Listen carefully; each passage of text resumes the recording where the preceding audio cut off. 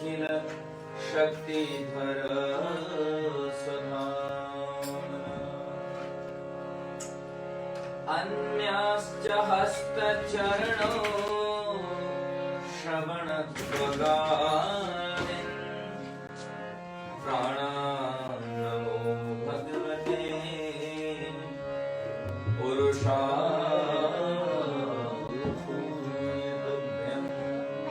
पुरुषच्चिदानन्द भगवान् तत्रैव गंगा यमुना त्रिवेणी गोदावरी सिंधु सरस्वती च सर्वाणि तीर्थानि वसन्ति तत्र यत्राच्युतो नार तथा प्रसंग नारायणं नमस्कृत्य नरं चैव नरोत्तमं देवीं सरस्वतीं व्यासं ततो जयमुदीरयेत् अज्ञानतिमिरान्धस्य ज्ञानाञ्जनशलाकया चक्षुरुन्मिलितं येन तस्मै श्री गुरवे नमः। बोलो सद्गुरुदेव भगवान की जय। व्यास भगवान की। बोलिए नारद जी महाराज की।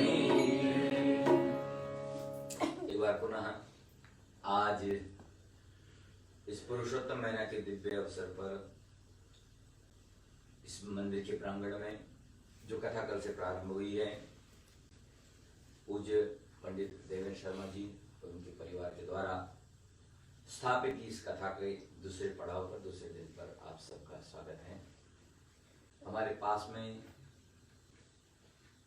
लिमिटेड संख्या में लोग उपस्थित हैं और कारण आप सब जानते हैं, और जो आप बहुत दूर से अपने घर से, अपने स्थान से जुड़े हुए हैं, आप सबका भी स्वागत है।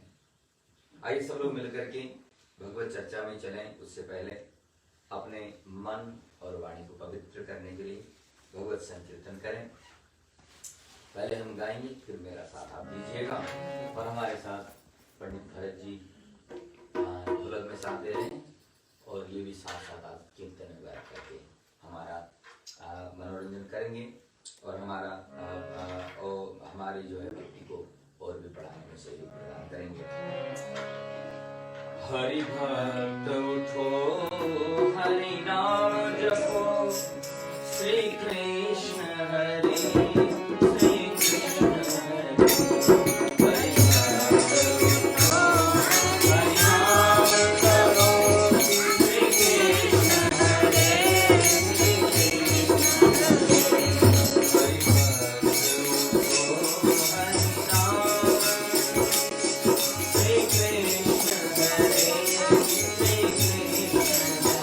हरि भक्त उठो, हरि नाम जपो, श्री कृष्ण हरि श्री कृष्ण हरि।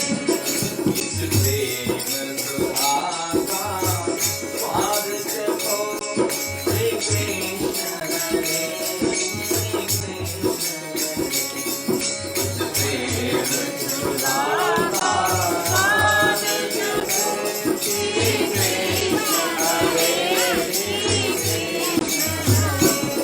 संसार सुने सब मिलके कहो, संसार सुने सब मिलके कहो, इस मोहिनी मंत्र का जाप करो, इस मोहिनी मंत्र का जाप करो। मोहन की मुरलियां मन में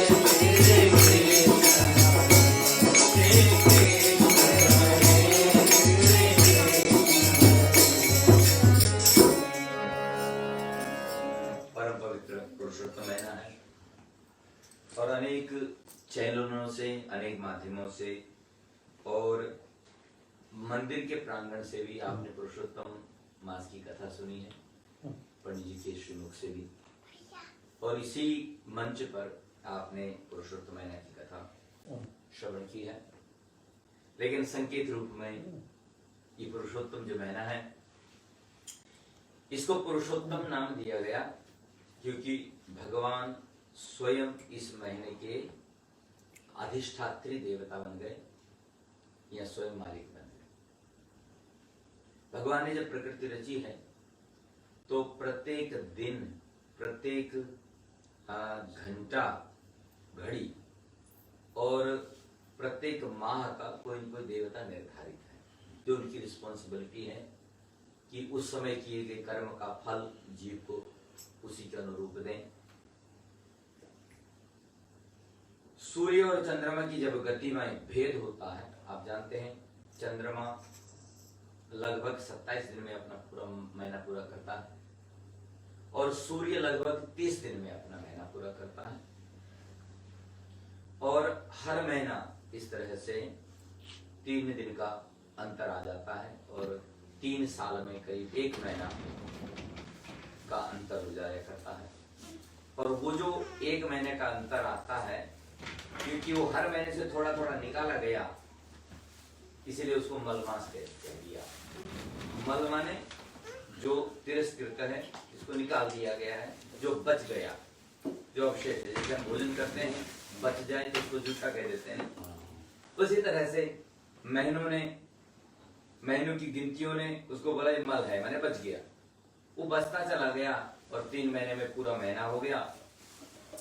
और भगवान ने कहा चलो जो सबका तिरस्कार, जिसका तिरस्कार दुनिया करे उसको मैं ग्रहण करता हूँ, मैं स्वीकार करता हूँ। तो भगवान ने कृपा करके उसको स्वीकार कर लिया और ग्रहण कर लिया और उसको नाम दे दिया पुरुषोत्तम। बोलो पुरुषोत्तम भगवान की जय। अन्य महीनों में हम अपना साधारण क्रिया करते हैं, शादी करते हैं, विवाह करते हैं, गृह प्रवेश करते हैं, गृहारंभ करते हैं। जो हमारे डेली के काम हैं जीवों के, मनुष्यों के, वो सब 12 महीनों में हम करते हैं। लेकिन ऋषि मुनियों ने कहा कि जब साक्षात स्वयं नारायण ने इस महीने को अपने अधीन ले लिया तो इसमें वो काम हम क्यों करें जो हमेशा करते हैं। कुछ ऐसा करें कि जो विशेष हो, ऐसा कार्य किया जाए जिससे साक्षात हम भगवान के सानिध्य में पहुंच जाए। क्योंकि इस महीने के अधिपति स्वयं नारायण पुरुषोत्तम होने के कारण इस महीने में हम वो काम करते हैं जो अन्य महीनों में नहीं करते। बड़े बड़े सत्कर्म करते हैं, दान, यज्ञ, कथा, संकीर्तन, जप, ध्यान, ये हमें भगवान के सानिध्य में ले जाता है, भगवान के करीब ले जाता है और ये हमारे शरीर और मन की शुद्धि किया करता है। और जब तन मन पवित्र हो जाता है तो परम पवित्र परमात्मा का सानिध्य हमें मिलता है। इसीलिए इस महीने में, इन दिनों में ये सब काम करने के लिए हमारे ज्ञानी ऋषि गुरु बताया करते हैं। और उसी श्रृंखला में जैसा हमने पहले बताया, पूज्य पंडित जी और उनके परिवार का ये संकल्प था कि 18 पुराण तो वो सुनेंगे। तो एक पुराण इस पुरुषोत्तम महीना में परमात्मा को समर्पित है और ये है हमारा नारद पुराण। कल हमने नारद जी का संक्षिप्त चरित्र आपके सामने रखा था। नारद जी आखिर देवर्षि कैसे बन पाए, उनको देवर्षि की उपाधि कैसे मिली। ऋषि में देवर्षि होते हैं, ब्रह्मर्षि होते हैं, महर्षि होते हैं, तो ऋषि होते हैं। देवर्षि सर्वोत्तम उपाधि है और ऐसी उपाधि उनको कैसे मिली, किन पुण्यों से मिली, किन कारणों से मिली, कल कथा में आपने उसको सुना। नारद जी के पुराण का हम लोग यहाँ पर वाचन कर रहे हैं। तो आज हम लोग पुराण की चर्चा करेंगे कि वास्तव में पुराण होता क्या है, क्यों उसको पुराण कहा जाता है, कितने प्रकार के पुराण हुआ करते हैं, कितने पुराण हैं, इन सब पर चर्चा करेंगे। लेकिन उससे पहले एक बार हम नित्य ही नारद जी की स्तुति करेंगे, स्तवन करेंगे, क्योंकि ये जो ज्ञान मिला है उनके कारण मिला है। तो उनका स्मरण, उनका आशीर्वाद बहुत जरूरी है। तो पुनः एक बार नारद स्तुति करके फिर कथा में प्रवेश करेंगे। आइए आप सब लोग भी मेरे साथ में नारद स्तवन गाइएगा।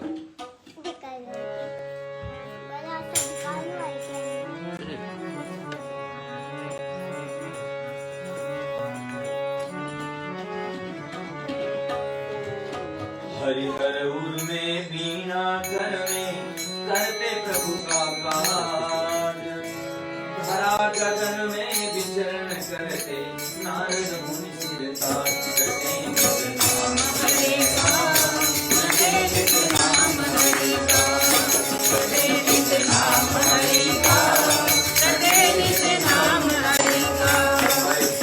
नारद जी कहते हैं अपने हृदय में हरि और हर दोनों, हरि भगवान नारायण, हर भगवान शंकर, दोनों के परम भक्त हैं, आत्मा किया है और नित्य प्रति सतत स्मरण करते हैं।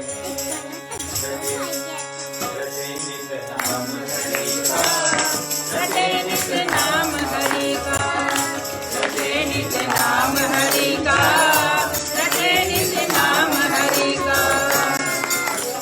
स्वामी मात्र के कुदरत रहते सबसे सर्वव्यापक, नित्य असुर सुर दोनों बनते नारद शांत नाम हरि का, रटे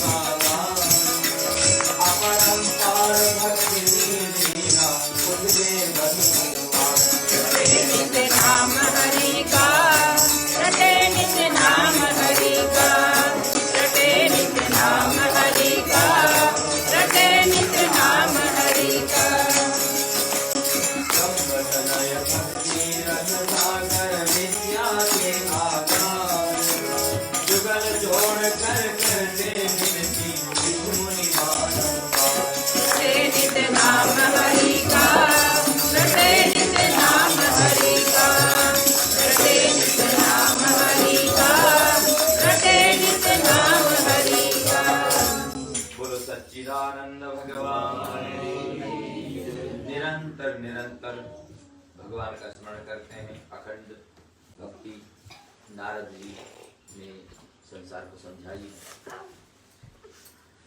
संसार में दो प्रकार की कथा की विधाएं हैं, एक है व्यास शैली और एक है नारद शैली। एक शैली है जो जिससे नारद जी कथा करते हैं और एक है व्यास शैली। व्यास शैली में वो वक्ता बोलते हैं और श्रोता सुनते हैं, लेकिन नारद जी ने इस परंपरा को बदला जिसमें कि श्रोता भी बोलते हैं और वक्ता भी बोलते हैं। तो ये कीर्तन शैली। नारद जी भगवान की कथा करते हैं लेकिन गा गा सबको साथ में लेके करते हैं। तो ये नारद शैली है जो कि आज के समय पर हमारे बहुत सारे विद्वानों ने अपनाई है और ये काफी सफल भी है।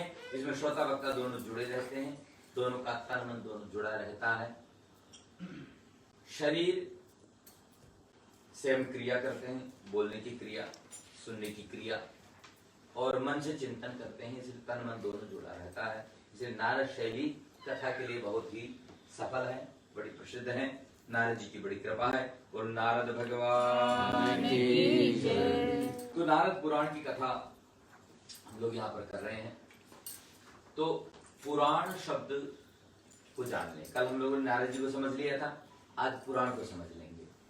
पुराण किसको कहा जाता है? पुराण शब्द की व्याख्या करते हुए कई ग्रंथों में, केवल वेद में भी परिभाषा इस तरह से लिखी गई। अथर्ववेद में लिखा कि ऋचः सामान्य छंदांसी पुराणम यजुषा सहा। ये यजुर्वेद में आता है, अथर्ववेद में आता है। पुराणों का आविर्भाव ऋक साम यजुष और छंद के साथ ही हुआ था, ऐसे। तो जब जितने पुराने हमारे वेद हैं उतने ही पुराने हमारे पुराण भी हैं ये। और शतपथ ब्राह्मण या छांदोग्य उपनिषद आदि में लिखा कि इतिहास पुराणम पंचम वेदानम वेदम। 4 वेद तो हैं, लेकिन इतिहास और पुराण को भी हम 5वां वेद मानते हैं। जैसे महाभारत को पंचम वेद माना जाता है। तो ये 5वां वेद, इसको वेद का स्तर मिला है। जितना सम्मान वेद का है, जो स्टेटस वेद का है, वही पुराण को भी सम्मान मिला है। बृहदारण्योपनिषद और महाभारत में ऐसा आता है कि इतिहास पुराणाभ्याम वेदार्थम उपविग्रहेत, अर्थात वेद का अर्थ विस्तार पुराण के द्वारा करना चाहिए। माने वेदों की भाषा प्रभु संहित भाषा होती है। अच्छा, बोलने के तरीके माने भाषा के भेद होते हैं। एक ऑर्डर होता है, ऑर्डर दिया जाता है, ठीक है, और दूसरा परामर्श दिया जाता है। परामर्श, ऑर्डर देना, परामर्श देना, या किसी चीज को बड़े प्रेम से कहना। ये 3 तरह की विधाएं हो गई। तो इनको बोलते हैं प्रभु सम्मित, मित्र सम्मित और कांता सम्मित। ये 3 तरह की भाषा में। तो वेद ऑर्डर देते हैं। जैसे हमारे लो बुक्स हैं, तो उसमें क्या है, उसमें कोई लचीलापन नहीं है। You have to follow this order, an order, ठीक है। अब उस ऑर्डर को इंप्लीमेंट करने के लिए फिर और बुक्स लिखी जाती हैं इसमें कि उसको कैसे इंप्लीमेंट किया जाए, आप और हम उसको कैसे समझें और क्यों समझें और कैसे उससे हमारे लिए लाभ होगा और नहीं करेंगे तो हानि कैसे होगी, ये सब वेद नहीं कहेगा। वेद ने तो ऑर्डर दे दिया, खत्म। सत्यम वद, धर्मम चर, स्वाध्यायान मा प्रमादितव्यम, ये ऑर्डर हो गया। अब इसको हम कैसे इंप्लीमेंट करें, उसके लिए फिर दूसरी भाषा का प्रयोग होता है।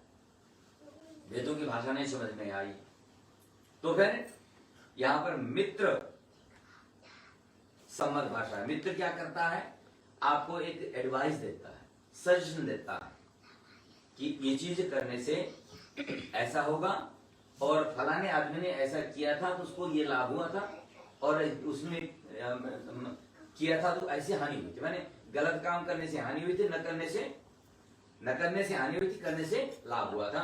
तो वो मित्र क्या करेगा, एक सजेशन दे देगा हमें, और करना या न करना आपके ऊपर है। तो जिनके समझ में ऑर्डर नहीं आता है, कई बार उनके समझ में मित्र सम्मत जो भाषा है वो है पुराण। पुराण क्या करते हैं, सत्य क्यों बोलना चाहिए उसको हमें बताएंगे, और कौन सत्य बोला था वो बताएंगे, और सत्य का पालन करने से किसको क्या लाभ हुआ था वो बताएंगे।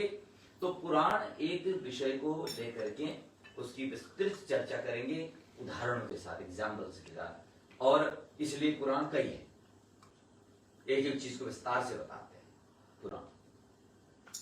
और ये जब दोनों भाषाएं यदि काम नहीं आती हैं तो तीसरी एक भाषा होती है जिसको बोलते हैं कांता संहित, ठीक है। ऑर्डर मिल गया, आपने बोला कि आई डोंट वांट टू, ठीक है। मित्र ने सलाह दी, आपने बोला कि जस्ट लीव इट, नहीं अभी रहने दो, नहीं करना है। फिर धीरे से पति या पत्नी को कोई बात मनानी होती है तो क्या करते हैं, वो मौका देख करके, मूड देख करके, नहीं कि कब आदमी खुश है, तो फिर धीरे से चाय का प्याला बनाया, सामने रखा है और बोला कि अच्छा ऐसा करते तो कैसा लगेगा, तो आदमी न करने वाला भी कर लेता है, नहीं उसको बोलते हैं कांता संहित। ये दोनों यदि विधा फेल हो जाए तो कांता संहित विधा कभी फेल नहीं। हम क्या कर रहे हैं आजकल, ये हारमोनियम लेकर के, ये तबला लेकर के, ये प्रसाद बना करके, सजा करके, सुविधा लेकर के, आपके लिए सारी व्यवस्था करने के बाद में सामने बैठाते, फिर धीरे से गा बजा करके आपको भाव में लेकर के आते, फिर धीरे से अपना पॉइंट छोड़ देते हैं, काम आते। यूं नहीं बुक पढ़ने से थोड़ी चीज समझ में आती नहीं। पुराण सबके घर में है, लेकिन पुराण सुनने के लिए हम यहाँ एकत्रित क्यों हुए, क्योंकि हमको इसको दूसरी तरीके से आपके समक्ष लाना है, समझाना है, और ताकि आपको सुनने में भी अच्छा लगे और मानने में भी दिक्कत ना हो। और यदि कोई दिक्कत आ रही तो हम बोलेंगे कि हम हेल्प करने को तैयार है, नहीं will assist you, just do it, नहीं। तो उसको बोलते हैं कांता संहित भाषा। तो ये तीन तरह से हमारे ऋषि मुनि ज्ञानी समाज में परिवर्तन लाने का और सत्य का प्रचार प्रसार करने का प्रयास किया करते हैं। तो पुराण के लक्षण कई जगह लिखा, लेकिन अमरकोश आदि जो ग्रंथ हैं उनमें पुराण के 5 लक्षण बताए हैं। यदि ये 5 चीज किसी में आपको दिखाई दे तो उसको आप पुराण कह सकते हैं। क्या क्या चाहिए, सर्गश्च प्रतिसर्गश्च वंशो मन्वन्तराणि च वंशानुचरितम चैव पुराणम लक्षण, पुराणम पंचलक्षण। ये 5 लक्षण है पुराण को जाने। ये कोई बुक आपको दे दे और आपसे बोलेगा अच्छा पता लगाओ ये पुराण है कि नहीं है, तो आपको फिर ये इसके अगेंस्ट उसको देखना पड़ेगा कि इसमें 5 चीज है कि नहीं। वो 5 चीज कौन कौन सी हैं पुराण के अंदर, सर्ग, प्रतिसर्ग, वंश, मन्वंतर और वंशानुचरित, ये 5 चीज है। तो सर्ग क्या होता है, बोला सर्ग होता है जहां पृथ्वी, जल, तेज, वायु और आकाश संबंधी चर्चा है। जिसमें पृथ्वी का वर्णन है, जल का वर्णन है, माने पंच तत्वों का, पंचभूतों का वर्णन है। फिर इंद्रियां, हमारे अंदर जो ज्ञान इंद्रियां हैं, कर्मेंद्रियां हैं, तन्मात्राएं हैं, 24 तत्वों से जो शरीर बना है उसका वर्णन आपको मिलेगा, उसमें मिलना चाहिए उसमें।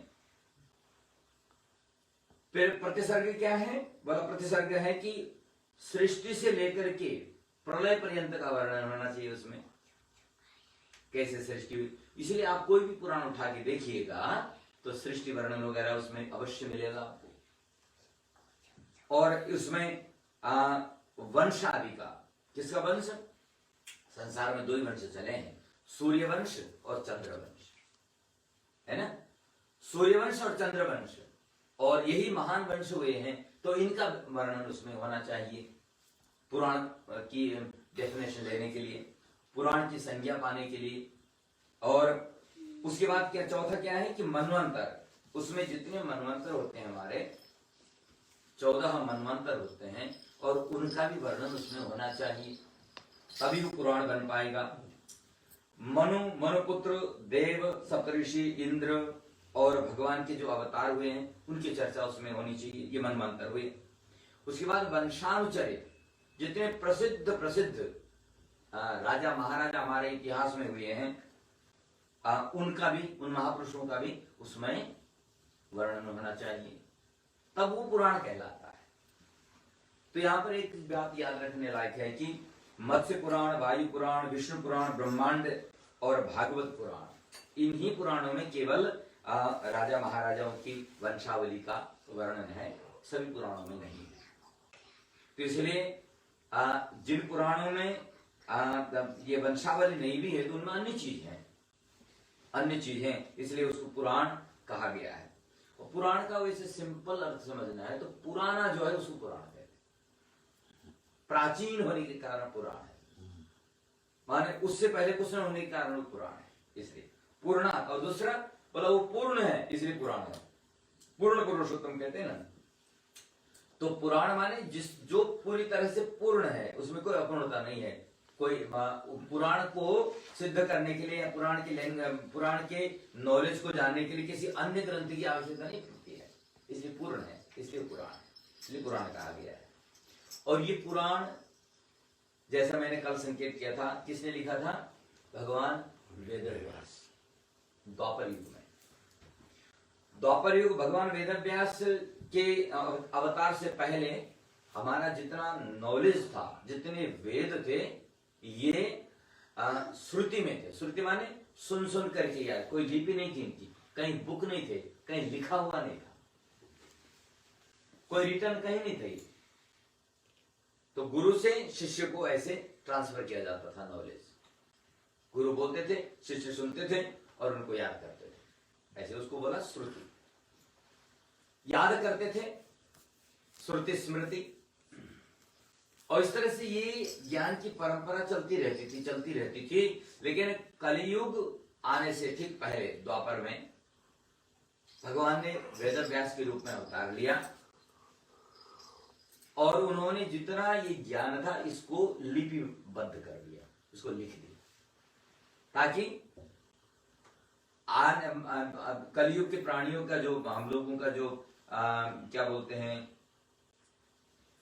ज्ञान की योग्यता है, ये याद, ये स्मरण शक्ति है, याद करने की जो क्षमता है, वो कितनी क्षीण हो गई है ना।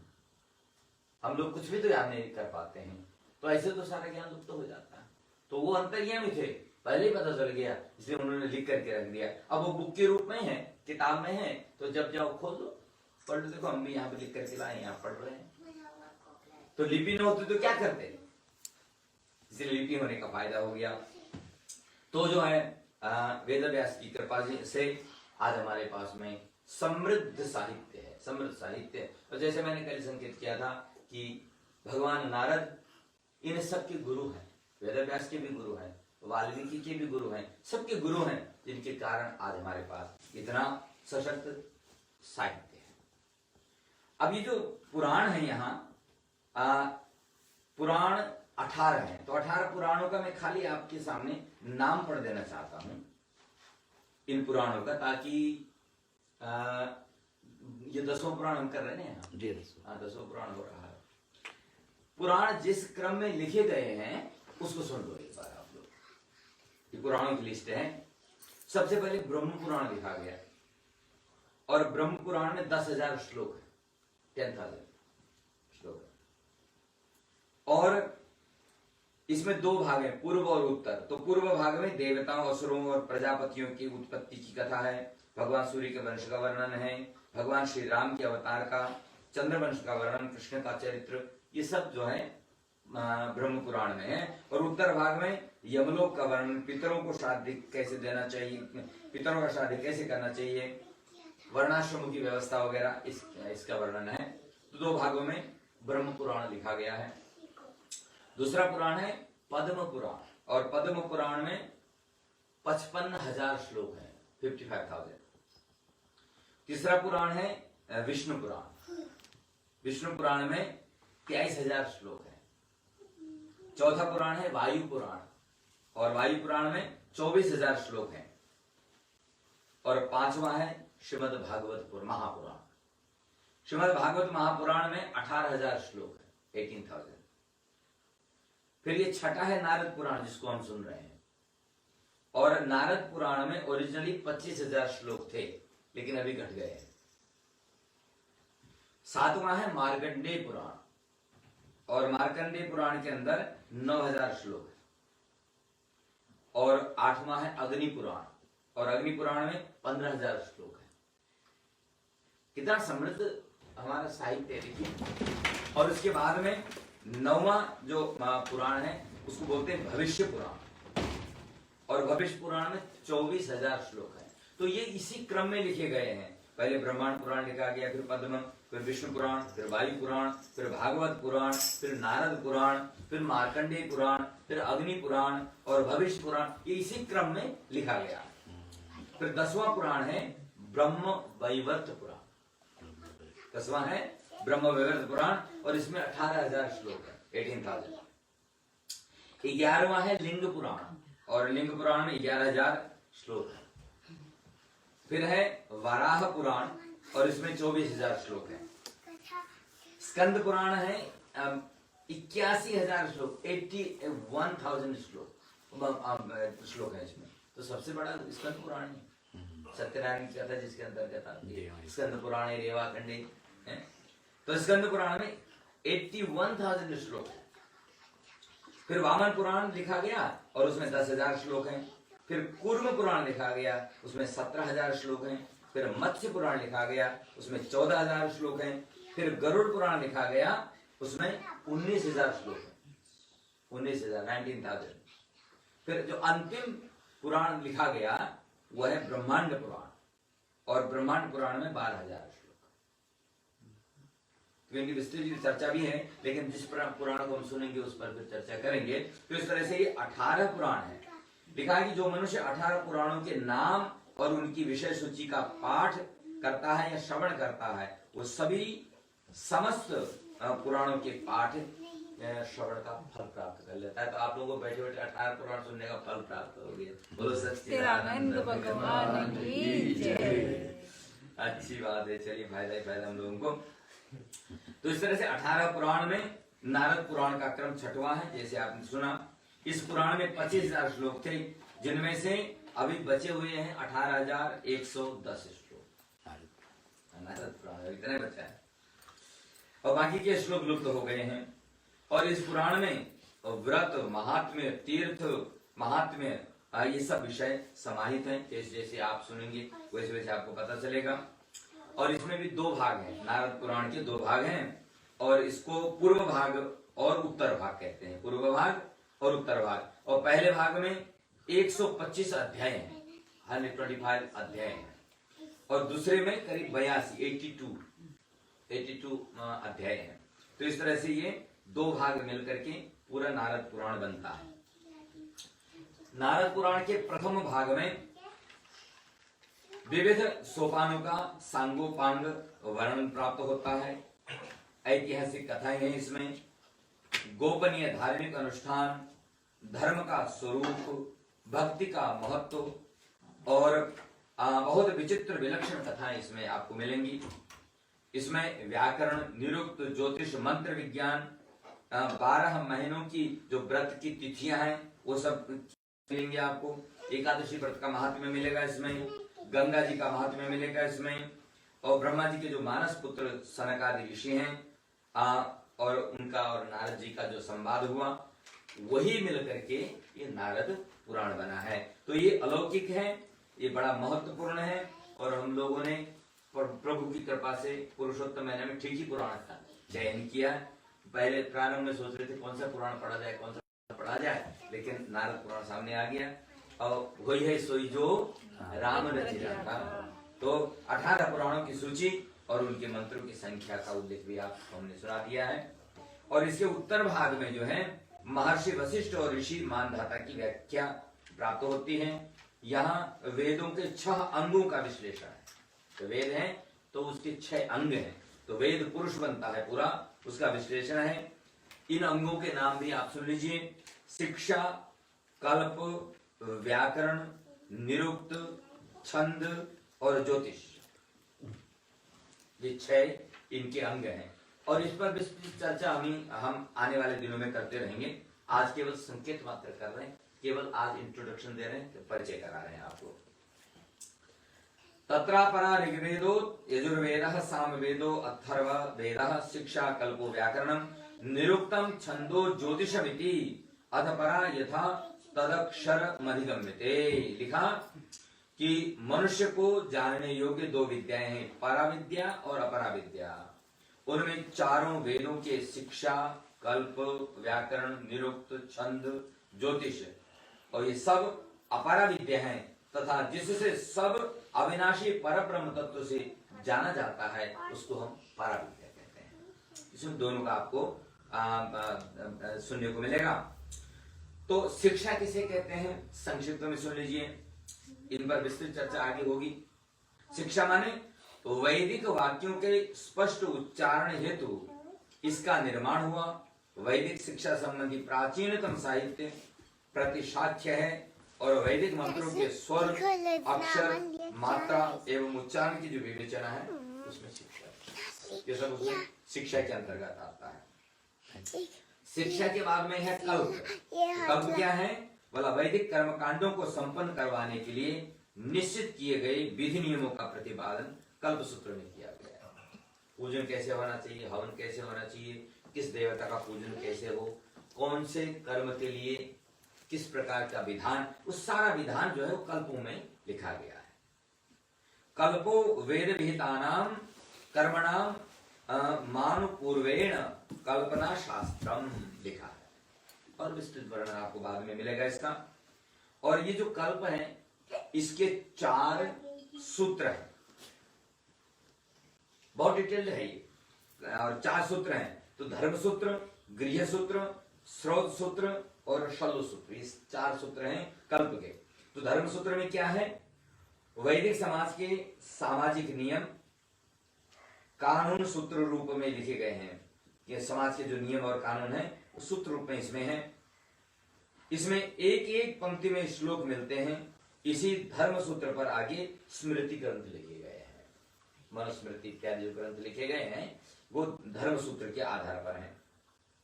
फिर आता है गृह सूत्र, तो व्यक्ति और परिवार से संबंधित व्यक्तियों और कर्म कांडों का इसमें उल्लेख है कि आपको कोई चीज करनी है तो उसका नियम क्या है, क्या विधान है, वो गृह सूत्र में मिलेगा।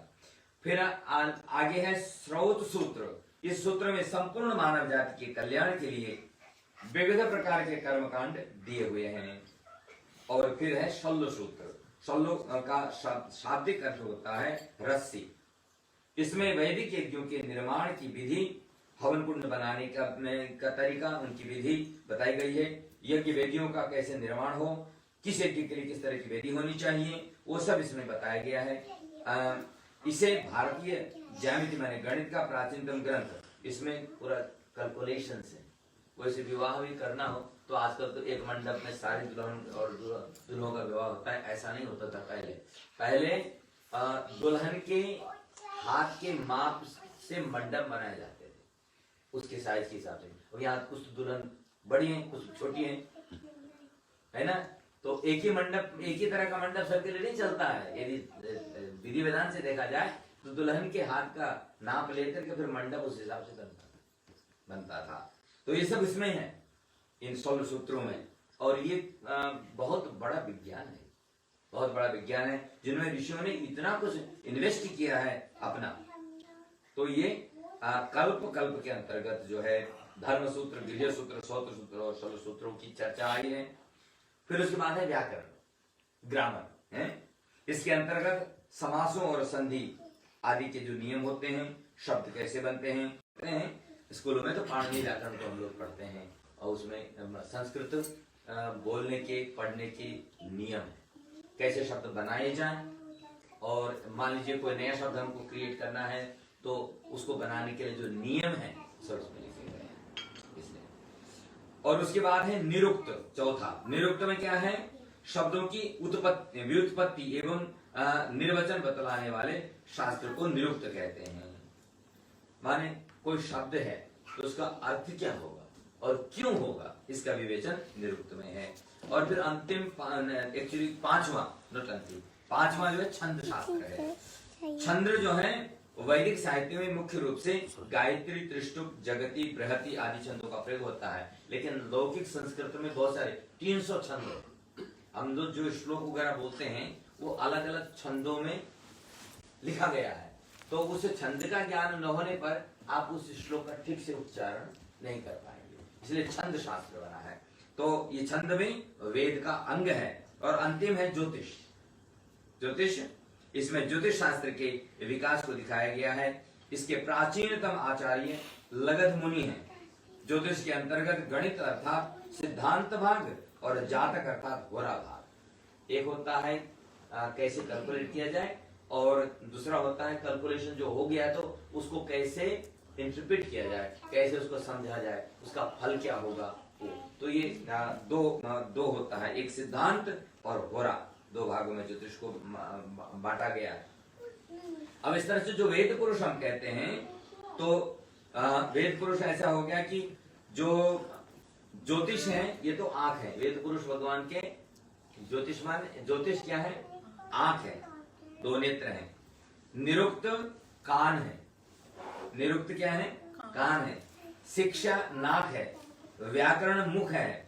और कल्प दोनों हाथ और छंद दोनों पांव है। तो पूरा वेद भगवान खड़ा हो गया कि नहीं? बोलो वेद भगवान की जय। लिखा है कि शिक्षा घ्राणम तु वेदस्य हस्तौ कल्पोऽथ पठ्यते मुखम व्याकरणम स्मृतम निरुक्त श्रौतमुच्यते छंदः पादौ तु वेदस्य ज्योतिषामयनम चक्षुः। तो इस प्रकार से वेद पुरुष को खड़ा कर दिया हमारे सामने, और इस वेद पुरुष को हम लोग प्रणाम करें। वेद भगवान की जय। अब एक भजन सुन लें और उसके बाद कथन आगे बढ़ेंगे, क्योंकि क्लिष्ट होने के कारण थोड़ा सा उसको पचा करके लेना पड़ेगा। तो कीर्तन क्या करता है? ये पचाता है। हमने जो सुना है उसको डाइजेस्ट करता है। तो डाइजेस्ट करने के लिए बीच बीच में संकीर्तन बड़ा जरूरी है। तो आइए हमारी बिटिया भजन गा रही, क्या नाम है आपका? युतिका। युतिका जो है भजन गा रहे हैं, उनके पिताजी तबला बजा रहे हैं और भरत जी हारमोनियम बजा रहे हैं।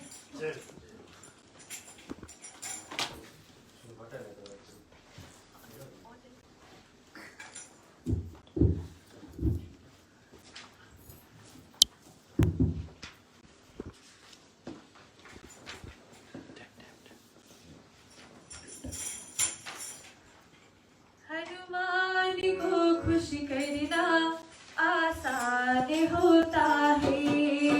हनुमान को खुश करना आसान होता है। हनुमान को खुश करना आसान होता है। हनुमान को खुश करना आसान होता है।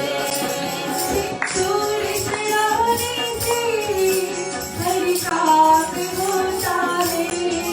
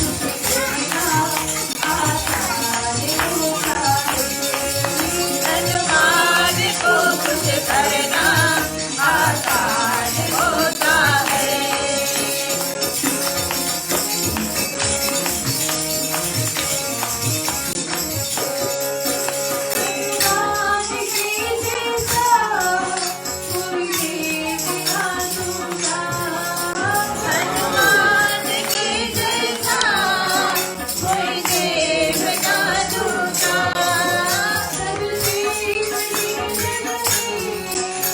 हनुमान की पूजा सबसे बड़ी जग में हनुमान की पूजा जो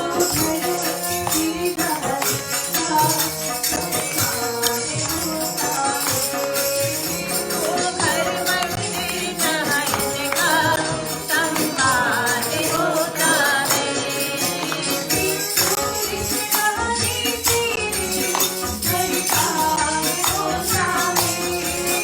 सिंदूर चढ़ाने से हर काम होता है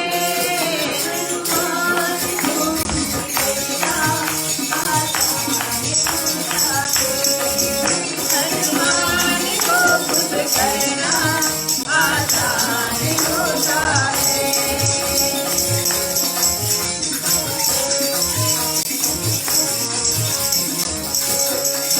श्री राम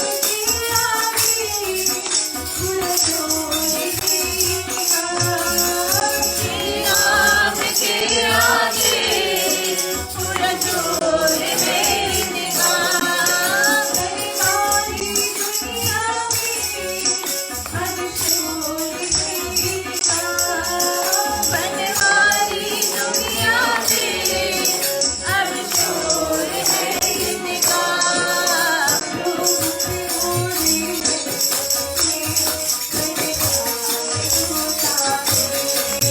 जो मोरे हनुमत से परेशान होता है सिंदूर चढ़ाने से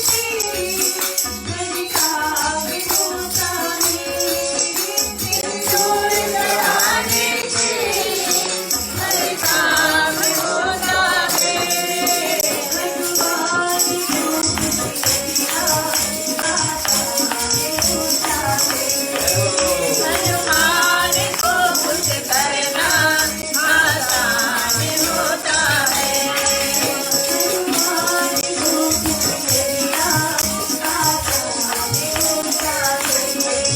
हनुमान को खुश करना आसान होता है आसान होता है बोलो सच्चिदानंद भगवान की I know probably there will be some youngsters who will be listening to this online version. We have few youngsters here. They may have difficulty understanding my Hindi, and I'm very sorry about that. So we have a young Pandit, Pandit Bharatji. He will be reading the gist of Narad Puran for you, so that you can understand what we're talking about. So Pandit Bharatji will read Narad Puran Mahatmya for you. Thank you. बोलिए लक्ष्मी नारायण भगवान की Narad Puran is considered as a guide to Shastra and is best read or heard in Shivalayas, Vishnu Mandirs or other temples. Gatherings of devotees, punya, Tirat, holy riverbanks, fasting, vrat, jagran, yajna. In this Puran, descriptions were made about punya, karmas or deeds of protectionness, fruits of meditation, upasana. Reference were made to mantras, Vedagnas like Shiksha, Kalpana, Vivakaran, Virukta, Chandas or Jyotish. Details of month-wise, Dwadashi, Vrat, Tithi-wise, in each mass, each month, especially Ekadashi Vrat, Mahima was given, is given. Dan Mahatmya was given as an essential undercurrent of Puran. Just as Ganga is the best of rivers, Pushkar is the best of sarovars, Kasi is the best of sacred places, Miru is the best of mountains, Narayana is the best of three murtis as sin destroyers, Satya is the best of yugas, Sama Veda is the best of Vedas, Cow is the best of animals, Brahmana is the best of varnas, or Jal are the best forms of charities. Margashish is the best of months. Lion is the best of animals. Humans are the best of species. People is the best of trees. Prahalad is the best of deities. Face is the best of physical limbs. Vasant is the best of seasons. Sisha is the best of serpents. Aryama is the best of Pitras. Dhanush is the best of Astaras. Pavaka is the best of Vasus. Vishnu is the best of Dwadasha Adityas. Indra is the best of Devas. Kapi is the best of Siddhas. Brahaspati is the best of Purohit. Arjun is the best of Pandav. Hanumanji is the best of Bhakt. Kush is the best of grass. Chitrata is the best of Gandharvas. Lotus is the best of flowers. Urvashi is the best of Apsara. And gold is the best of metals. Narad Puran is stated to be the best of Purans, since this is the best meaning of attaining the four Purushottas. Dharma, Artha, Kam, or Moksha. Whether it is Bhakta of Ganesh, an Upasak of Suryadev, a Vishnu Bhakt, Upasika Shakti, or Shiv Bhakt, Narad Puran has universal appeal and interest. Whether a Purush or Stri, sincere reading or hearing of the Puran would fulfill their desires and remove their hurdles that they wish to. This outstanding Puran ensures that illness never bothers the bhakts. Fear never reaches their boundaries, nor defeats them in life. Never allow them. No defeats in life never allow them to occur. On the other hand, this Puran facilitates virtue, fulfillment of desires, growth in career, achievement of name and fame, provision of good health, mental satisfaction, social status, all-round victory, and boon of excellent health. Those who read the Yugla Sahasranam Stotra of Radha Krishna with patience and devotion would be free from the worst possible sins. Their mental strength would get enhanced, and the consciousness of Paramatma versus Prakriti would elevate the devotee to higher levels of interaction. The Falashruti of Narad Puran shall certainly inculcate the awareness of that Supreme Shakti which creates the universe with Rajogun, preserves it with Sattvagun, and terminates it with Tamogun. Of that super soul to whose heights of yogis or siddhas or maharishis or lokpalas or devas could not reach their celestial visions, and of that indestructible, infinite and incandescent Paramatma. Boli Lakshmi Narayan Bhagavan ki Jai. ये जो हमारा दिव्य नारद पुराण है, अब आप उसको इनकी original भाषा में सुनिए, जो कि मैं सीधा किताब से आपसे पढ़ने जा रहा हूँ, ताकि हमको पुराणों की भाषा का भी अंदाज हो। नारद पुराण जैसे अभी भरत जी ने पढ़ा, उसका महात्म्य हिंदी में इस प्रकार से लिखा। एक बार जितेंद्रिय, विष्णु भक्ति परायण, ईर्ष्या, द्रोह, मत्सर तथा द्वेष आदि दोषों से सर्वथा विवर्जित, मोह, ममता, मद तथा अहंकार से नितांत मुक्त, शम, दम आदि सद्गुणों से विभूषित, तप, स्वाध्याय परायण तथा तत्ववेत्ता शौनकादि महात्मा ऋषि मुनियों ने नैमिषारण्य में एक परम उत्तम सम्मेलन किया, धर्म सम्मेलन किया, जिसमें इन विषयों पर विचार विमर्श किया। किन किन विषयों पर? इस भूतल में कौन कौन से क्षेत्र एवं तीर्थ पवित्र हैं, जिनके सेवन से मनुष्य का कल्याण हो सकता है।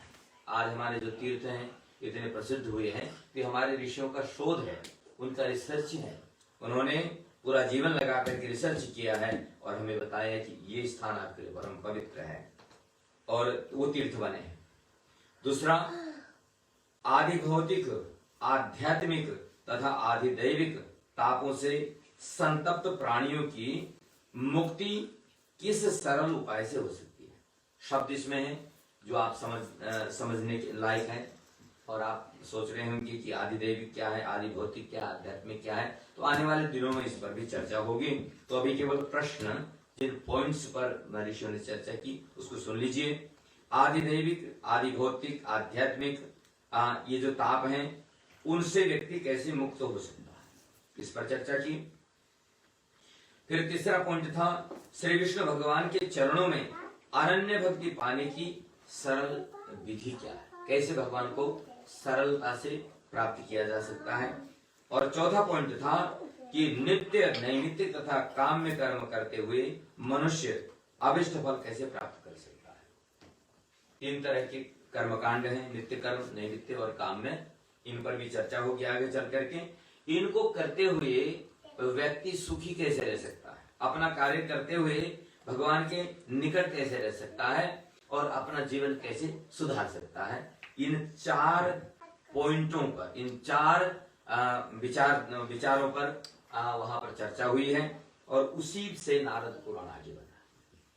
और ये कैसे चर्चा हुई, तो इस सम्मेलन में प्राणियों पर अनुकंपा करने की इच्छा वाले अनेक सिद्ध महात्मा अपने शिष्य प्रशिष्यों के सहित सम्मिलित हुए थे और उनका इन विचाराधीन विषयों पर अपना अपना विभिन्न मत था। सबने अपना मत दिया, क्योंकि मुंडे मुंडे मत विभिन्ना, सब अपने विचार अपने हिसाब से विचार किया करते हैं, इसलिए सब लोगों ने अपना मत दिया। बंधुओं, इस समय पुराणों के और उसी सभा में शौनक ऋषि उपस्थित थे और उन्होंने कहा कि बंधुओं, इस समय पुराणों के प्रवक्ताओं में परम श्रेष्ठ सूत जी है। पुराण प्रवक्ता श्री लोमहर्षण, उनका दूसरा नाम है सूत जी का। उनके आत्मज सूत जी महर्षि वेद व्यास के शिष्य हैं। धार्मिक तत्वों के ह्रास निरोध के लिए स्वयं भगवान विष्णु ही वेद व्यास के रूप में अवतरित हुए हैं। तभी तो वेद व्यास जी को द्विराहुर परो हरि ही कहा गया है, अर्थात एक दूसरे द्विभुज, माने भगवान विष्णु के 4 भुजा हैं, लेकिन वेद व्यास भगवान की खाली 2 ही भुजाएं हैं, लेकिन वो 2 भुजा वाले साक्षात हरि हैं, ऐसा कहा गया है। इन्हीं वेद व्यास जी ने अपने युग के लोगों की सीमाओं को ध्यान में रखते हुए वेदों का संहिताओं में विभाजन और पुराणों में उनका आख्यान किया। पहले वेदों को संहिता के रूप में बांटा और फिर उनकी व्याख्या पुराणों के माध्यम से की। सूत जी श्री नारायण के अवतार इन्हीं वेद व्यास जी के अंतेवासी शिष्य, परम शिष्य हैं। इस समय इस धरती पर उनसे बढ़कर पुराणों के मर्म को जानने वाला अन्य कोई भी महात्मा नहीं। ऋषि वेद व्यास ने जब वेद लिखे तो एक एक वेद का एक एक स्पेशलिस्ट शिष्य बनाया। ऋग्वेद का, यजुर्वेद का, सामवेद का, अथर्ववेद का एक एक शिष्य है, एक एक ऋषि, और केवल एक ही वेद का ज्ञाता रखा उन्होंने, और जितना पुराणों का ज्ञान था उस सूत जी को दिया है। सूत जी पुराणों के मर्मज्ञ हैं। मंत्र ब्राह्मणयोर नाम ध्येयम वेदः, न्याय, मीमांसा, ज्योतिष आदि के मर्म को पुराणों में प्रस्तुत किया गया है।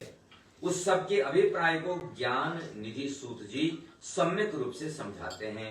अतः यदि हम लोग सचमुच जिज्ञासु हैं और अपने जिज्ञासा का असंदिग्ध तथा शास्त्र निर्णित उत्तर चाहते हैं तो हमें सिद्धाश्रम में विष्णु भक्ति में रत श्री सूत जी की सेवा में उपस्थित होना चाहिए। तो सब लोग सिद्धाश्रम में जाते हैं।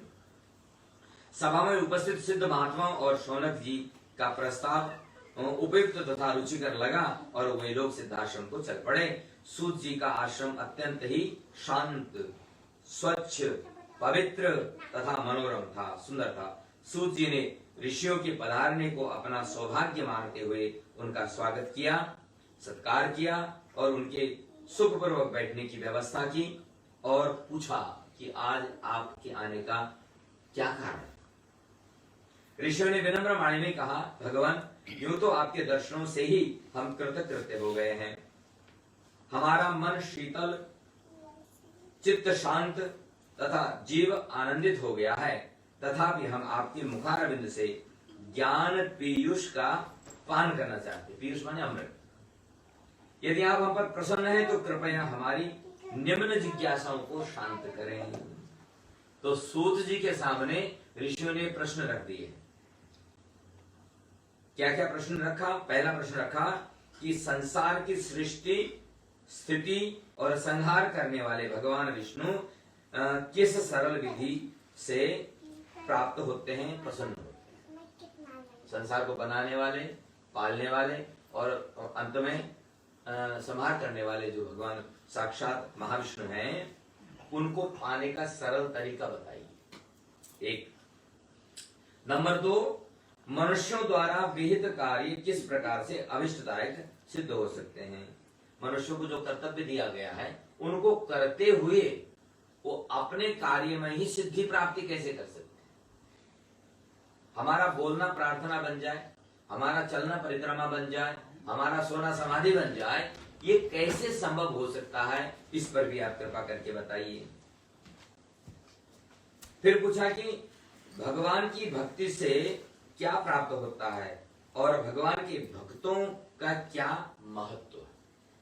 माने हम भक्ति क्यों करें, क्या जरूरत है हमें भक्ति करने की, और जो भक्त हैं उनका क्या महत्व है, क्या उपयोग है, ये बताइए। और उनका स्वरूप कैसा होता है, ये बताइए। अगला प्रश्न पूछा, अपने निवास पर पधारे अतिथियों का किस प्रकार से हम स्वागत सत्कार करें? ये खास करके नारद पुराण नौजवानों के लिए बहुत महत्वपूर्ण हो जाता है, जबकि हम अपने देश, संस्कृति, सभ्यताओं से बहुत दूर है। तो ये प्रश्न आता है कि हमारी परंपरा क्या है, हम कैसे अपनी परंपराओं को जान सकते हैं और उसको फॉलो कर सकते हैं। नारद पुराण में बताया है कि प्रश्न के माध्यम से कि अपने निवास पर कोई आ जाए, अतिथि आ जाए, तो उसका कैसे सत्कार सेवा करें, और वर्णों तथा आश्रमों का वास्तविक स्वरूप क्या है। जो 4 आश्रम हैं, 4 वर्ण हैं, तो वो वास्तव में उनका स्वरूप क्या है, उन पर भी आप बताइए। ये 4 वर्ण क्यों हैं, इनका क्या कर्तव्य है, तो क्यों बने हुए हैं, किस कारण बने हुए हैं, और जो ब्रह्मचर्य, वानप्रस्थ, गृहस्थ और सन्यासी आश्रम बनाए तो क्यों बनाए हैं, और प्रत्येक आश्रम में रह करके व्यक्ति को क्या करना चाहिए, क्या नहीं करना चाहिए, ये सब तो आज के लिए बहुत महत्वपूर्ण प्रश्न है। तो इस प्रकार से महात्माओं के सभी प्रश्नों के उत्तर देने को और उनकी जिज्ञासाओं को शांत करने को जब वो सहमत हुए, तो सूत जी ने कहा कि एक बार सनकादि महर्षियों ने देवर्षि नारद जी से समस्त वेद शास्त्र सम्मत नारदोपाख्यान नाम का पुराण कहा था। उस पुराण के श्रवण से ही आप लोगों की सभी शंकाओं का अपने आप समाधान हो जाएगा। इसलिए मैं वही कहता हूं जो सनकादि ऋषियों ने नारद जी को कहा। देखिए, सारे ऋषि मिलकर के शौनक जी के पास गए। शौनक जी ने कहा कि हमको सूत जी के पास जाना चाहिए, और सूत जी ने कहा कि मैं सुनाऊंगा, लेकिन मैं अपना कुछ नहीं, जो ज्ञान सनकादि ऋषियों ने नारद जी को दिया था वही आपको सुना। तो कितनी विनम्रता है, कितना अभिमान राहित्य है। कोई अभिमान नहीं है कि मैं कर रहा हूं, मेरा ज्ञान है, मैं सुना रहा हूं, कभी नहीं। एक दूसरे का ज्ञान बांट रहे हैं। तो नारद पुराण के महत्व का वर्णन करते हुए श्री सूत जी बोले, हे महात्माओं, यह पुराण सभी प्रकार के पापों का विनाश करने वाला और दुष्ट ग्रहों के दुष्फल को दूर करने वाला है। यह पुराण दुष्स्वप्न की चिंता, मैंने कोई गलत खराब सपना हो जाए तो उससे जो चिंता उत्पन्न होती है और उससे कोई डर उत्पन्न होता है तो उसको भी निवारण करने वाला है। भुक्ति और मुक्ति, भुक्ति माने जब तक संसार में है हमें भोग मिलेगा, और मरने के बाद मुक्ति मिलेगी, तो और क्या चाहिए बताइए। तो सभी प्रकार के प्राणियों का कल्याण करने वाला है। पुरुषार्थ चतुष्टय, धर्म, अर्थ, काम और मोक्ष, पुरुषार्थ चतुष्टय कहलाता है। और इसका हेतु रूप नारद पुराण अपूर्व पुण्य देने वाला है। बोलो सच्चिदानंद भगवान की जय। तो बोला कि ऐसा जो पुराण है अब आप सुनिए, और इससे और बहुत सारे ब्रह्म हत्या, मदिरा पान, गुरु पत्नी गमन जैसे महापातकों से भी मुक्ति मिलती है, और उन पापों से मुक्ति मिल जाती है। इतना ही नहीं, श्रद्धा भक्ति पूर्वक इस पुराण का पारायण करने वाला तथा अपने जघन्य कृत्यों पर पश्चाताप करने वाला अश्वमेध तथा राजसूय जैसे महान यज्ञों के यजन के फल को प्राप्त करते। माने पुराण, नारद पुराण सुनने मात्र से बड़े बड़े यज्ञों का फल भी आपको मिल जाता है। मूल नक्षत्र ज्येष्ठ मास की पूर्णिमा के दिन मथुरा में श्री यमुना जी में स्नान करने का जो फल मिलता है वो फल पुराण मात्र सुनने से मिल जाता है, नारद पुराण सुनने से मिल जाएगा।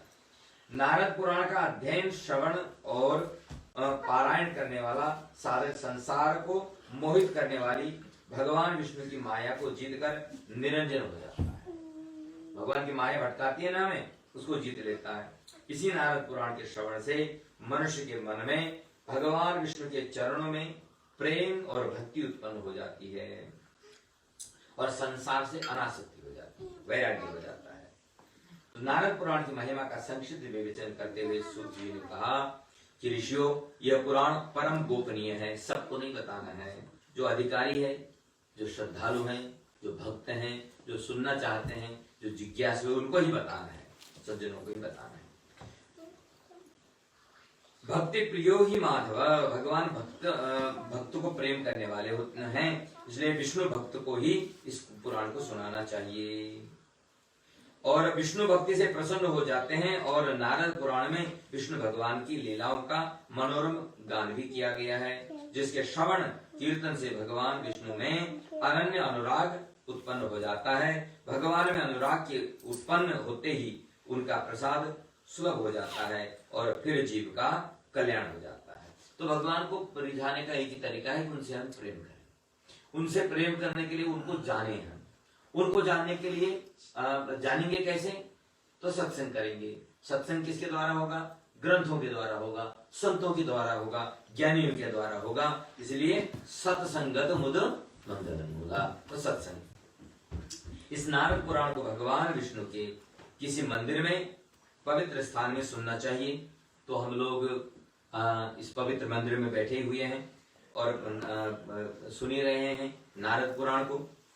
और नारद पुराण की कथा का वाचन, श्रवण करते समय बीच बीच में कभी अन्य विषयों की चर्चा नहीं करनी चाहिए, क्योंकि इससे चित्त वृत्ति विक्षेप होती है।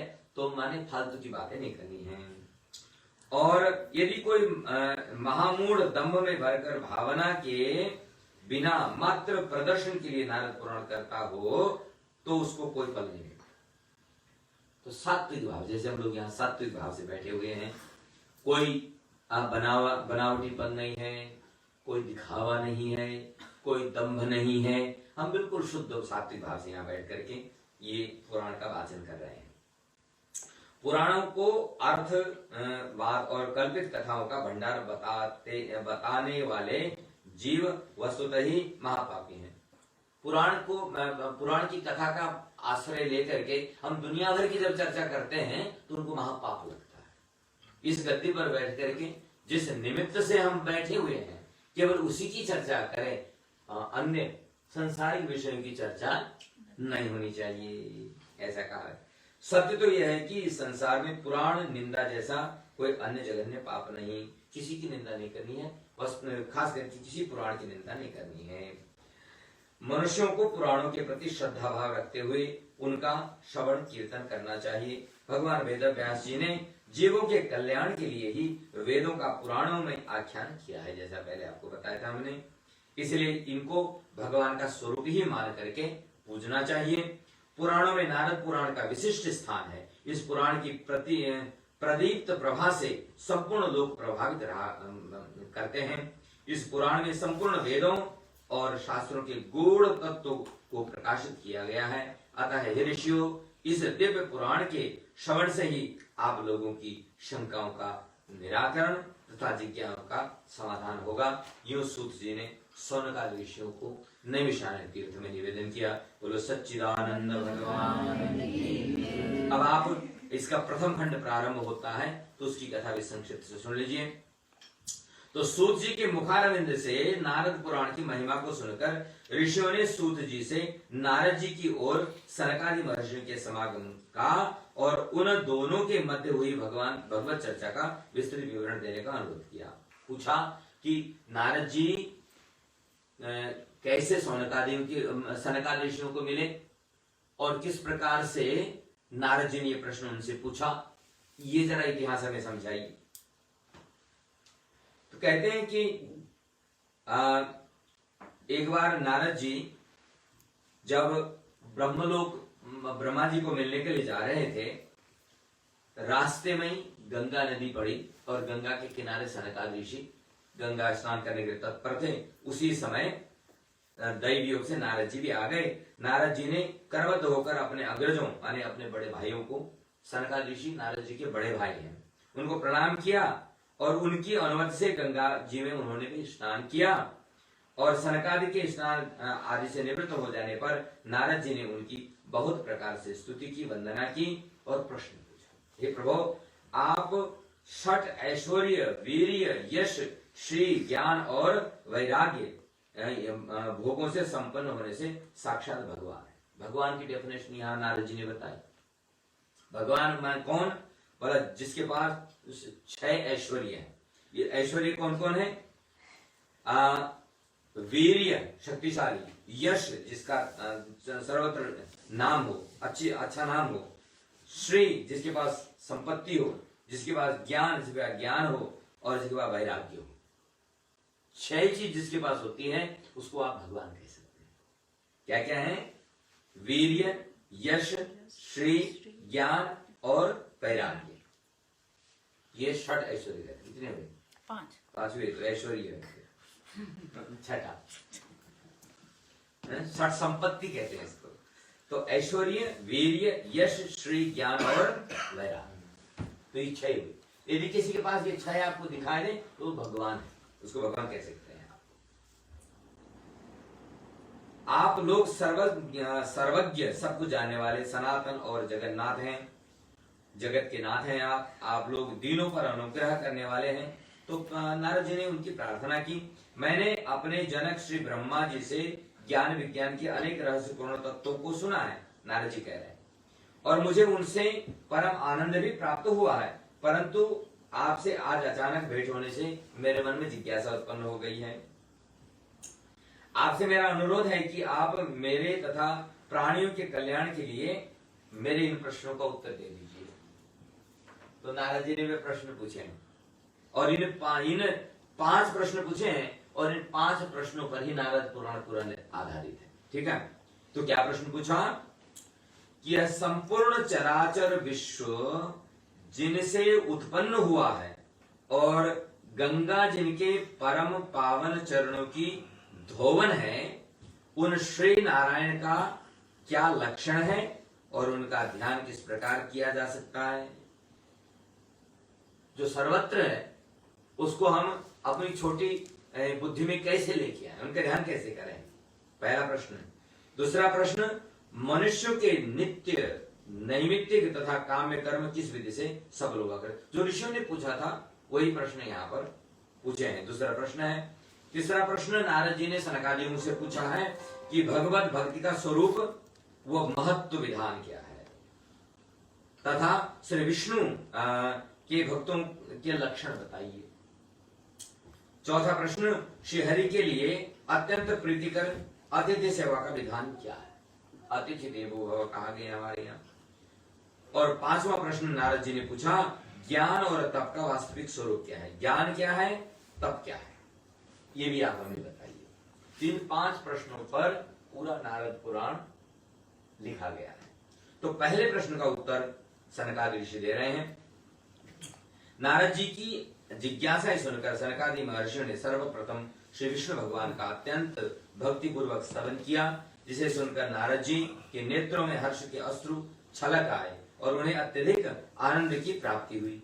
भगवान का नाम संकीर्तन सुनकर के भक्तों का हृदय रोमांचित हो उठता है।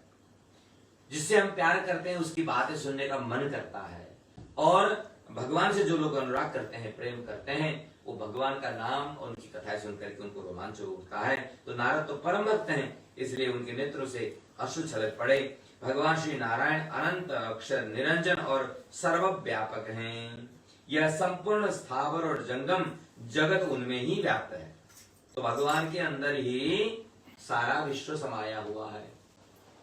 वेद में मंत्र आता है, एतावानस्य महिमातो जायांस्य पुरुषः पादो अस्य विश्वा भूतानि त्रिपाद श्याम रतन देवी। भगवान के एक चरण में ही सारा ब्रह्मांड समाया हुआ। 3 पद तो अभी बचे हुए उनके, एक चरण में इतना विशाल है। कहते हैं कि यदि भगवान को 4 भागों में डिवाइड किया जाए तो 25% में ही सारा चराचर विश्व है, 75% अभी एक्स्ट्रा है। कितना विशाल होता है। स्वकीय तेज से प्रकाशित भगवान विष्णु ने ही आदि काल में अपने दक्षिण भाग से प्रजापति ब्रह्मा को, मध्य भाग से ईशान रुद्रदेव को और वाम भाग से अविनाशी विष्णु को उत्पन्न किया। तो उत्पन्न करने वाला कौन है? ये महाविष्णु, जिसको हम कहते हैं परब्रह्म परमेश्वर तुम अंतर्यामी। आते में कहते हैं ना, तो वो परब्रह्म है, अविनाशी है और वो निर्गुण भी है और ईश्वर बन के सगुण भी है। तो उसी ने ब्रह्मा विष्णु शिव को उत्पन्न किया। इस प्रकार वो एक ही स्वरूप 3 रूपों में विभक्त हो गया। उन अजर अमर आदिदेव को ही कोई ब्रह्मा कहता है, कोई विष्णु कहता है, कोई शिव कहता है, अलग नामों से उनको पुकारते हैं। वही ब्रह्म रूप में जगत की सृष्टि, विष्णु रूप में जगत का पालन और शिव रूप में उसका विनाश किया करते हैं। उन विष्णु भगवान की शक्ति से उत्पन्न स्थिति और प्रलय आदि सभी कार्य चलते रहते हैं। विष्णु भगवान की यह दिव्य शक्ति भावात्मक माने विद्या और अभावात्मक अविद्या नाम से पुकारी जाती है। जिस समय यह विष्णु भगवान से भिन्न प्रतीत होता है, उस समय यह शक्ति अविद्या के रूप में सिद्ध होकर दुख का कारण बनती है। माने हमें भ्रमित करने वाली भी वही शक्ति है, लेकिन अविद्या रूप से। हमें मार्ग दिखाने वाली भी वही शक्ति है, लेकिन उस वक्त वो विद्या रूप से। और जिस समय ज्ञात ज्ञेय की उपाधि नष्ट हो जाती है, जगत और जगत नियंता में अभेद बुद्धि उत्पन्न हो जाती है, सृष्टि के कण कण में सर्वत्र विष्णु भगवान की ही सत्ता प्रतीत होने लगती है, वो अभेदमय अवस्था ही विद्या कहलाती है। जब हम सर्वत्र परमात्मा का ही देखते हैं, तू ही जल में, तू ही थल में, तू ही गगन में, जब उसका हम अनुभव करते हैं तो उस वक्त हम ज्ञानी कहते हैं, ज्ञान हो गया। इस प्रकार भगवान विष्णु की शक्ति माया को उनसे भिन्न मानने पर वह संसार बुद्धि उत्पन्न करने वाली और दुख का कारण होती है। मैंने ज्ञान अविद्या से अज्ञान होता है, अविद्या से ज्ञान होता है, ज्ञान सुख का कारण होता है, अज्ञान दुख का कारण होता है, मान के चलिए। इसके विपरीत यदि उसमें अभेद बुद्धि अर्थात विष्णु तत्व ईश्वरत्व की कल्पना की जाए तो वह संसार भावना का क्षय करने वाली होती है। तो सनक जी बोले, हे देवर्षि नारद, भगवान विष्णु की शक्ति से आविर्भूत यह चरात्मक संपूर्ण जगत उसी में उनसे भिन्न नहीं है। जिस प्रकार एक ही आकाश, ग्रह, भवन तथा मठ आदि विभिन्न उपाधियों से मठाकाश तथा घटाकाश आदि विभिन्न रूपों में दिखाई देता है, उसी प्रकार एक ही भगवान विष्णु उपाधि भेद से जगत में भिन्न भिन्न रूपों में दृष्टिगोचर होते हैं। और इस पर थोड़ी सी चर्चा कल की कथा में हमने आपके सामने कर दी। ये मुनिवर भगवान विष्णु की सर्वव्यापकता के समान उनकी दिव्य शक्तियां भी जगत व्यापिनी है। जैसे भगवान जगत व्याप्त है, उसी उनकी शक्तियां भी जगत व्याप्त है। भगवान विष्णु की शक्ति को ही विभिन्न प्राणी विभिन्न नामों से जानता है। लक्ष्मी, उमा, सरस्वती, गिरिजा, अंबिका, दुर्गा, भद्रकाली, माहेश्वरी, चंडी, कौमारी, वैष्णवी, ऐन्द्री, वाराही, शांभवी, ब्राह्मी, विद्या, अविद्या, ये सब उन्हीं की शक्ति। कतिपय श्रेष्ठ महात्मा भगवान विष्णु की इस शक्ति को परा तथा प्रकृति कहते हैं। भगवान की यह दिव्य शक्ति ही व्यक्त एवं अव्यक्त रूप से जगत में व्याप्त होकर स्थित रहती है। कहीं व्यक्त होती है और कहीं अव्यक्त रहती है। इस प्रकार भगवान विष्णु ही प्रकृति, पुरुष और काल के रूप में स्थित होकर जगत के सर्जन, पालन और संहार के कारण हुआ करते हैं। तो करने वाला वही है। भगवान ने गीता में कहा ना अर्जुन से, बोला कि निमित्तम तो निमित्त मात्रम भव सब्यसाची, तो केवल निमित्त बन जा, बाकी सारा काम तो मुझे खुद ही करना है। और काम हो चुका है, भगवान ने दिखा भी दिया अर्जुन को। कोई उस नारायण का प्राकृतिक रूप प्रकृति रूप में, कोई पुरुष में और कोई काल रूप में ध्यान करते हैं। संपूर्ण उपाधियों से रहित वह परम श्रेष्ठ सच्चिदानंद विग्रह परमात्मा एकमात्र ज्ञान द्वारा ही जाने जाते हैं। रीते ज्ञानान्न मुक्ति, ऐसा वचन आता है कि बिना ज्ञान के मुक्ति संभव नहीं है, और बिना परमात्मा को जाने मुक्ति संभव नहीं है। ये भगवान विष्णु के स्वरूप का परिचय देते हुए सनक जी बोले, हे विप्रवर, यद्यपि परमात्मा का स्वरूप परम शुद्ध है, तथापि मूढ़ पुरुष अहंकार के आवेश से उस अजन्मा को देहधारी समझ लेता है। अज्ञानवश हम भगवान को अपने जैसे समझ लेते हैं। इस प्रकार की धारणा अज्ञान की भी विडंबना है, यह अज्ञान से ही होता है। परम शुद्ध भगवान विष्णु तीन सत्व, रज तथा तम गुणों के तीन स्वरूपों ब्रह्मा, विष्णु और शिव की मूर्तियां धारण करके इस जगत की उत्पत्ति, स्थिति और विनाश का कारण बनते हैं। भगवान रूप क्यों धारण करते हैं? क्योंकि उनको ऐसा काम करना होता है। लेकिन परमात्मा वही है, ऐसा ही है, इन्हें कहा जा सकता है। सर्वंतर्यामी, सर्वव्यापक, साक्षी तथा निरंजन, ये बड़े सुंदर शब्द हैं। यदि आपके समझ में आ रहा हो तो परमेश्वर श्री विष्णु ही उपाधियों के भेद से, उपाधि माने विभिन्न नाम रूपों के भेद से, भिन्न भिन्न स्वरूप से और भिन्न भिन्न नामों से जाने जाते हैं। परमात्मा के तो कम से कम 1000 नाम, आज पंडित जी ने शास्त्र नाम सवेरे हवन किया, और इस तरह से शास्त्र माने 1000 नाम तो भगवान की मिनिमम हुआ करते हैं।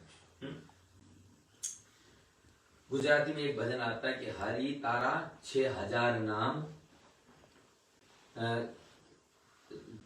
का नाम है लखवी कंकोत्री, मेरे साथ ठीक ही बोलो। किस नाम से मैं चिट्ठी लिखूं, तेरे 1000 नाम है। भक्त गाता है, 1000 नाम है उसके। और आदि काल में विश्व रचना के लिए उद्यत श्री विष्णु नारायण प्रकृति, पुरुष और काल, इन तीन स्वरूपों में विभक्त हो जाते हैं।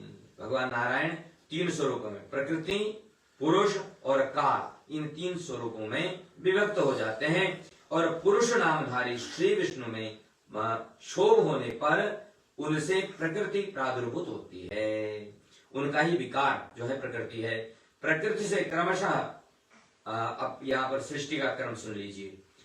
प्रकृति निकली, भगवान केवल भगवान थे, भगवान से प्रकृति निकली, प्रकृति से बुद्धि निकली, बुद्धि से अहम भाव निकला, और अहम भाव से सूक्ष्म तन्मात्राएं, इंद्रियां, ज्ञानेन्द्रिया, कर्मेंद्रिया निकली। 5 महाभूत आकाश, वायु, अग्नि, जल, भूमि, ये उत्पन्न हुए। और इसके उपरांत ब्रह्मा जी जो त्रियक योनि के पशु पक्षियों को उत्पन्न करते हैं, ये तमोगुण प्रधान प्राणियों की रचना करते हैं, और इनसे सृष्टि का प्रवर्तन संभव न जानकर वे क्रमशः देवों और मनुष्यों की भी सृष्टि करते हैं। तो इसके उपरांत ब्रह्मा जी दक्षादि मानस पुत्रों की सृष्टि करते हैं, जो परंपरा रूप में संतान उत्पन्न करने के लिए कार्य में प्रवृत्त हो जाते हैं, और इसके फलस्वरूप मनुष्यों, देवों और असुरों का बृहद समुदाय अस्तित्व में आ जाता है। इसी को सृष्टि क्रम कहते हैं। इस सारे समुदाय में भगवान विष्णु ही व्याप्त हैं, इसके अतिरिक्त और कुछ भी नहीं है। सृष्टि के प्राणियों की रचना के पश्चात ब्रह्मा जी 7 भूर भुवः स्वः मह जनः तपः और सत्य लोगों की रचना करते हैं, और 7 अतल, वितल, सुतल, तलातल, महातल, रसातल तथा पाताल, इन लोगों की रचना करते हैं। कल की कथा में भी आपने इसको श्रवण किया था। और भूलोक के ऊपर भुवरलोक और उसके ऊपर स्वर्गलोक की स्थिति है। इसके विपरीत पाताल एक दूसरे के नीचे स्थित हैं, नीचे, और बीच में पृथ्वी है। अतल के नीचे वितल और उसके नीचे सुतल इत्यादि लोक हैं। इस भूमंडल के मध्यवर्ती मेरु पर्वत पर देवों का निवास है। भूलोक के अंत में लोकालोक पर्वत है। इस भूलोक में 7 जम्बू, प्लक्ष, शाल्मली, पुक्ष और क्रंच, शाक और पुष्कर, इन द्वीपों का वर्णन भी मैंने कल आपके सामने कर दिया था। आज केवल संकेत मात्र से समझ लीजिए। तो इस प्रकार से यही कारण है कि आज तक भी देवता इस भारत भूमि में जन्म ग्रहण को तरस रहे हैं, क्योंकि वे सोचते हैं कि तीक्ष्ण पुण्य होने पर उन्हें स्वर्ग के सुखों का भोग तो सुखों का अवसर सुलभ हो जाए, तो दान यज्ञ और तपस्या द्वारा नित्यानंद स्वरूप भगवान विष्णु के अनामय पद को प्राप्त कर वो सदा सदा के लिए निश्चिंत और मुक्त हो सकते हैं। बोलो सच्चिदानंद भगवान की जय। ये पहले प्रश्न का उत्तर था। और अब कल आपको दूसरा प्रश्न कर्मों की सार्थकता कैसे होती है उसका विवेचन कल हम सुनेंगे।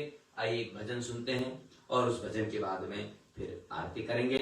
और कल को ना ठीक 7 बजे आपको हम नारद पुराण की कथा श्रवण कराएंगे। और कल और आने वाले दिनों की कथा बहुत ही ज्ञानवर्धक रहेगी आपके लिए भी और हमारे लिए भी। तो आइए अवश्य जुड़िए। मुरली वाले ने घेर ले अकेले पनिया गई, वाले ने घेर ले अकेले पनिया गई, मुरली वाले ने घेर ले अकेले पनिया गई।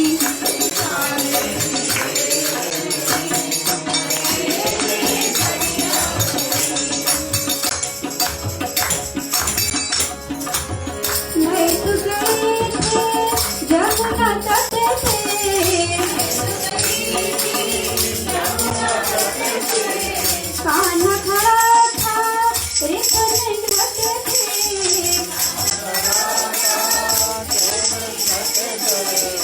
डरी तेरे मुझे तो गई अकेले कन्या गई।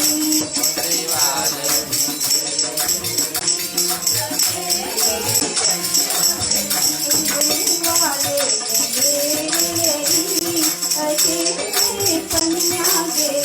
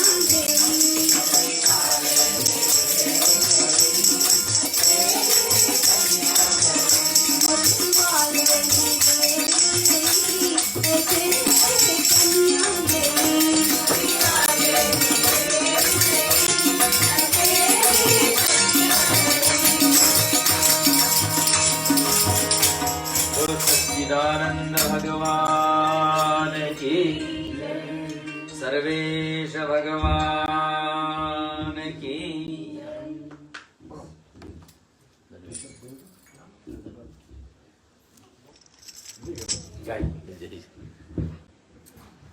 पूजनीय पंडित देवेंद्र शर्मा जी,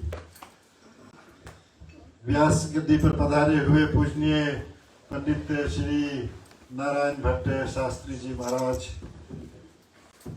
उनके धर्मपत्नी और दूर निकट से पधारे हुए भक्तजन, खुशी की बात इतनी है कि हम इस कथा से जो पुण्य कमा रहे हैं वो हमारा जीवन का साथी है। यही तो हमारे साथ जाएगी, और तो बाकी सब धन दौलत मकान मोटर गाड़ी सब यहीं रह जाएगी।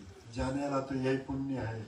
तो जो गठरी में हम बांधे हैं वही हमारे साथ जाएगी। तो तन मन से इसको अपने जीवन में हम उतारे और अमल में लाए तो जीवन हमारा बहुत ही सफलता से बीतेगी। दुख और तकलीफ ये दोनों जीवन का साथी है।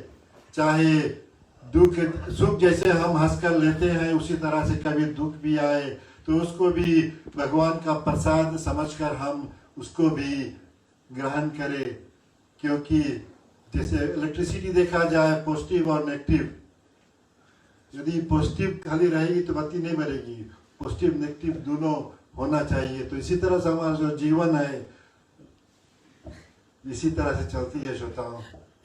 तो हम बहुत ही आभारी है कि हमारे व्यास गद्दी पर पधारे हुए पंडित जी के मुखारबिंद से हमें कथा को सुनने को ऐसा अवसर प्राप्त हुआ।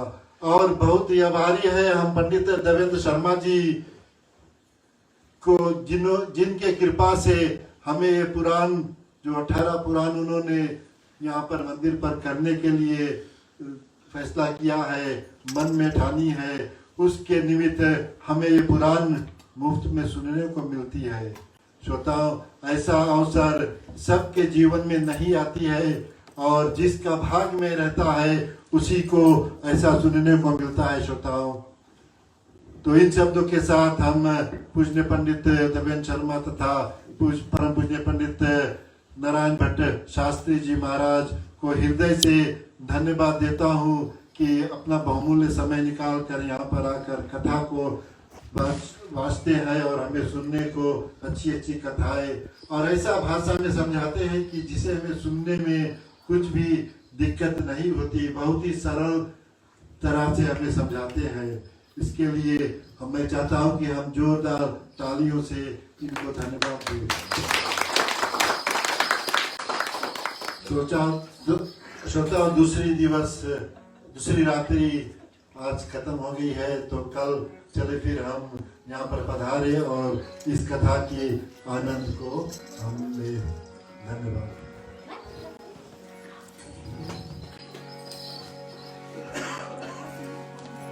लक्ष्मी नारायण भगवान की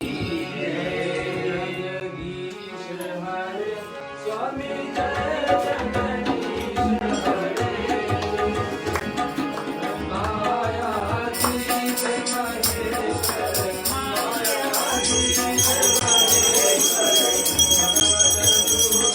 Hare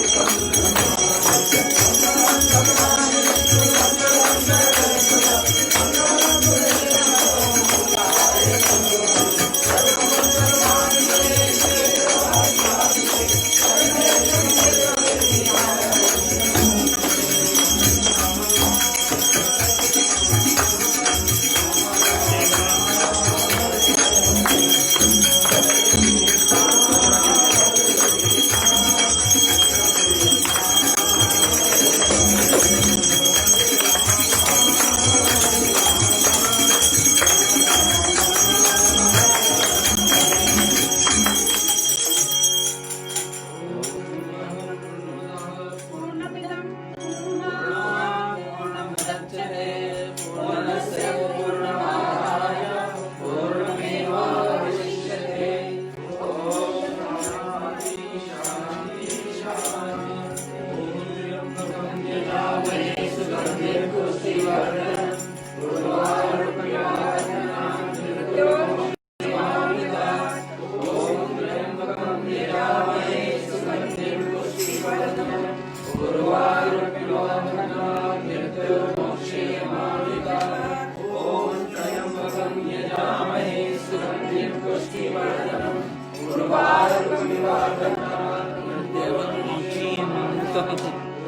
सर्वेषां स्वस्तिर्भवतु सर्वेषां